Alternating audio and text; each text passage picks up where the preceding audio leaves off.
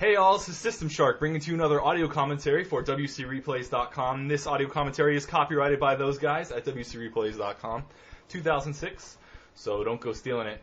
I'm doing something new and different, as always for you guys. I try to keep it interesting and try to set up new things for you guys. So this is a PowerPoint presentation slideshow on a DoTA guide for the Sand King. So hopefully you guys will enjoy this. We'll give you every bit of the tools you need to watch this and enjoy it.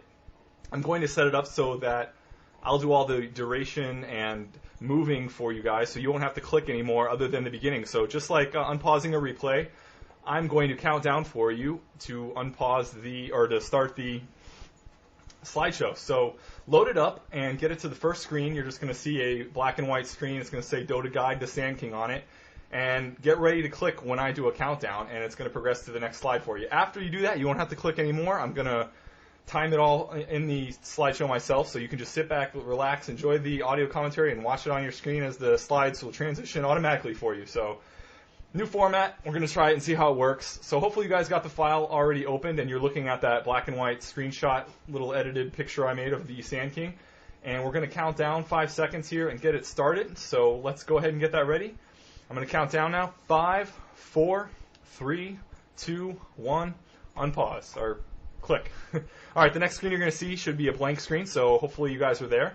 And it's a blank screen, and we're going to go ahead and move right past that. I just wanted to sync up and make sure we're all seeing kind of a blank leathered effect of a Sand King. It's basically the background I'm going to be using for all these slides, so hope you guys think that's pretty cool looking. I think it looks all right. So move on past that. First thing I want to talk to you guys about is the Sand King skills. This is the Sand King skill slide. Again, trying to sync this up for you guys, so hopefully you guys are there. And I know you are, because I'm going to be doing this, so it's perfect. Anyway, the Sand King skills. On to the next thing is the Burrow Strike. Burrow Strike is the Sand King's primary skill, and the thing you guys are going to want to put the most points and most attention to. You want to max this out first. This is his main ability, and I'm going to go over later on some really cool moves that you can do with Burrow Strike and some proper Burrow Strike techniques. And we'll show you some little in-game clips of how effective Burrow Strike can be. So definitely put your primary point into this when you first start, and also level this over other things that we're going to talk about. So Burrow Strike's the first thing you want to go for. The next skill the Sand King has available to him is Caustic Finale. This is his orb effect and his passive ability. So once you get it, you don't actually have to use anything. It's just every time you get the killing blow on an enemy, the enemy will explode violently.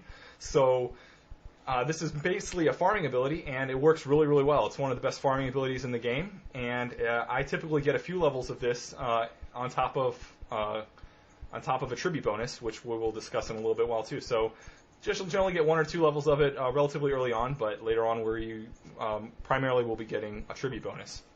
Very cool farming ability, and it works actually wonders versus other melee heroes if you're up against another melee hero, someone that's going to be close to it when you get the last hit on it. So cool little ability. We'll talk more about it again later, hopefully. The next ability is Sandstorm. That's what we're going after now. Sandstorm is a channeling AE kind of damage thing that it does. I personally don't like it, and I've talked to a lot of people, and they use it for their own means, and they find it useful. I've personally found it for kind of average level play without being in a team or anything like that, or I'm not a pro. I don't really use it that much, so I see that you can actually read this too, that you actually get to stay invisible for a short while after you cast it. Level 4, you actually get to stay invisible for 1.2 seconds, it says. So that might be a good way to kind of get out of a quick situation. I don't recommend, and actually in this guide really is based off not getting Sandstorm until the last 4 levels. Maybe if you are able to get 1 level of it just so you can be invisible for a quick second if you need to have it for versatility purposes. So that's Sandstorm. The next ability we're going to go over is the Attribute bonus. This is the other main ability I go in addition to Burrow Strike. I usually go Burrow Strike and then Attribute bonus. And I try to max out Attribute bonus as early as possible, and every now and then combining a level of Caustic Finale. This basically will give you a 2 permanent bonus to your agility, strength, and intelligence. Sand King is very vulnerable early on, as most heroes are. So this Attribute bonus helps make him more viable, and gives him a little bit more HPs. Most importantly, it gives him more intelligence, which increases his mana pool for using your abilities. So really suggest getting a tribute bonus in addition to Burrow Strike. Just kind of play it, feel it out, and figure out which works better for you in your games. this build, or the way I play him, is actually Bro Strike and a tribute bonus with a little levels cost of canal, as I said. So the next thing we want to go over is going to be Epicenter. This is his ultimate. A lot of heroes crave their ultimate. Epicenter is one of the best ultimates in the game. I love it. It's not so effective at level 1. Level 3, it can really do some crazy, crazy damage. It's good at level 1, too, if you do it right. So we'll talk about how to do that. You can read how it works through this description on the slide. But basically, if the enemy's closer to you, it'll do more damage. And you have to, and it does pulses of damage. So you want to make sure that when you're casting this and when you're using it, that you're right on top of your opponent after casting it already. The problem with it actually is being that while you're casting it, you have to channel it for 2 seconds before it activates. So you actually don't want to cast it or start casting it when you're in the range of your opponent's disables or anything that can silence it or stop you from casting that Epicenter. So make sure you get your Epicenter started, and then you can either burrow strike in or run in with it. If the enemy is close to you, it'll start slowing them immensely, and you'll be able to get a few melee hits on them. You can actually start casting while Epicenter is going off, while it's actually after the channeling initially, so you can do a burrow strike. However, that's not really recommended, as if they're in the air, they're not taking hits from the Epicenter pulses. So although you can do it, I probably wouldn't recommend it. Just try to do regular melee hits because they're going to be slow. Just chase them down. And then when Epicenter stops, then you start using your burrow strike to chase them, which we'll go over, and we'll show you some cool scenes of that. So that's Epicenter. Next thing we're going to go over is the item build. The first thing I want to note is that one of the main things I've been getting, and I don't play with a team or anything like that, is the chicken. Generally, if you play with a team, you can use your allies' chickens. You can share the chickens, and this allows you to stay in your lane with relative ease, and you don't have to make so many trips back to the fountain. And also is a little bit of insurance policy that when you have the money, you can invest it in some lower level items, some cheaper items, and instead of risking death where you lose money, you can invest in those items earlier and not have to worry about it. So that's definitely something good about the chicken. You also see that I've gotten clarity potions and tangos of assassination. You have to be able to regen your HPs and mana early on like this. I don't get them typically mid or late game as much because I feel that my HP regen's okay enough, or is okay, and I don't really have a use for my mana. It doesn't seem to be getting as depleted as much towards the mid and late game.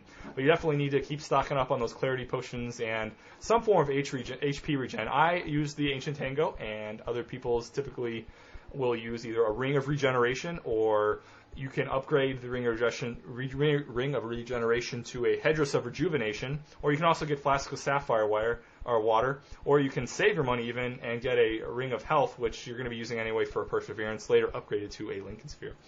So the next, we'll kind of just progress a little bit through this. I generally will get a Bracer early on, and I highly recommend it. It gives you that added strength, which is going to help your damage output, your melee damage earlier on, and it's also going to make you be able to survive a little bit longer, giving you those added HP. So at least one Bracer. I've seen some people get two. I typically do okay with just one, so depending on how well you play. I will get the Bracer generally before I get my Boots of Speed if it's a risky situation. However, I'm usually able to save up enough money to buy my Boots first and get my Bracer, and then finally give my chicken a trip to come see me, maybe bringing extra Clarity Pots or Ancient Tangos with him. The other items you want to take note at are the Ogre Axe and the Blink Dagger. If you're having a trouble early on and you don't seem to be surviving really well, I will recommend getting the Ogre Axe, because that will give you an extra 10 strength, which will increase your stamina quite a bit and make you last a little bit longer, give you more hit points, not necessarily your stamina. Thinking role-playing games here. So Ogre Axe is nice, but you definitely want to rush and get your Blink Dagger. It's the main thing that's going to help you with using your ultimate, and it's helping to allow you to escape easier. So Blink Dagger, one of the most important things you can get for a Sand King, especially with this build. Definitely want to get Blink Dagger. And almost any build that you're going to do with the Sand King, Blink Dagger should be a part of it. It's the main item for him. You'll see as I progress the builds further, I start getting items for my Heart of Tarrasque. I usually buy a Vitality booster around the same time or before I get my Blades of Attack. They're about the same price. There's a 100 gold difference between them. And the Vitality booster, again, makes you stay alive longer, so why wouldn't you want that? Then you eventually upgrade your Black King Bar. You upgrade to your Black King Bar. That's the Ogre Axe and the Broadsword together, and gives you an activatable Avatar, which we'll go over comboing and how that works later on, using the Black King Bar and the Blink Dagger and your ultimate. You actually use all three of those at once to make a really, really pretty scene and make it really hard for the enemy to stop your epicenters and stuff like that. So we'll go over that later on. The next thing we see I'm purchasing is a Merc's Reaver, and around this time I probably sell my Bracer to start making room in my inventory for other things, and I get an